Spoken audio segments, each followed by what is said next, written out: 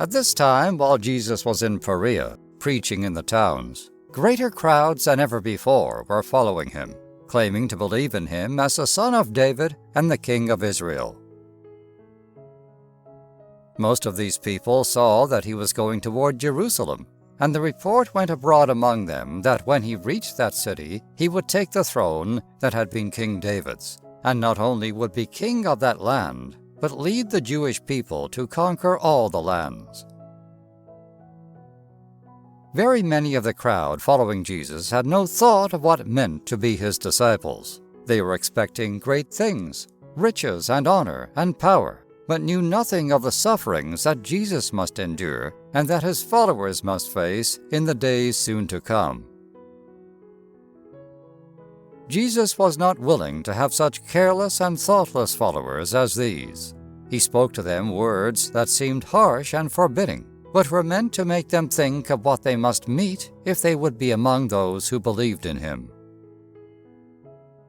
Turning to the multitudes that were flocking around him, he called out to them, "If anyone comes to me and does not hate his father and mother and wife and children and brothers and sisters, yes, and his own life besides, he cannot be a disciple of mine. Whoever does not carry his own cross and walk in my steps cannot be a disciple of mine." Jesus did not mean quite all these words he seemed to speak.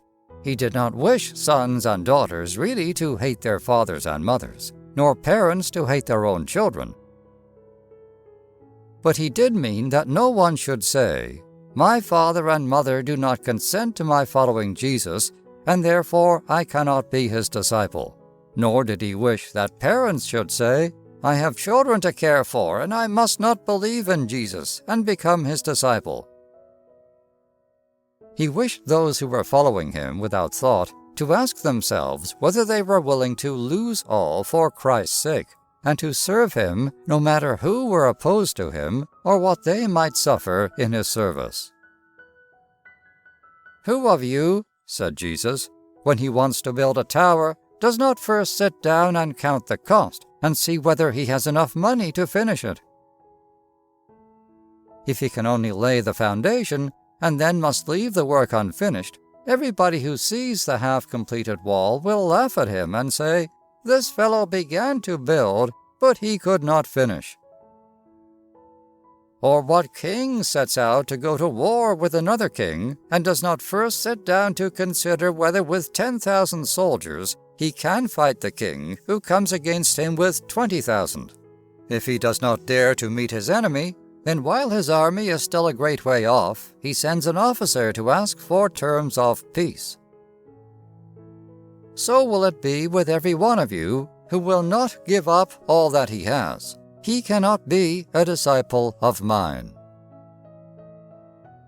What Jesus meant was this: think whether you will hold out to the end, if you would be among my followers.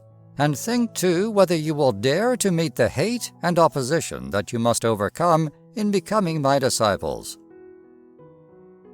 He went on with such words as these: "Every true disciple of mine is like salt, and salt is good as long as it has its own salty taste. But if it loses its saltiness and becomes tasteless, is there any way to make it good salt again? It is of no use either for the land, nor even for the manure heap, but people throw it away as useless. So will it be with everyone who loses the salt of my life in himself." Now do not let these words of mine go into one ear and out from the other. Listen, and think of what I have said.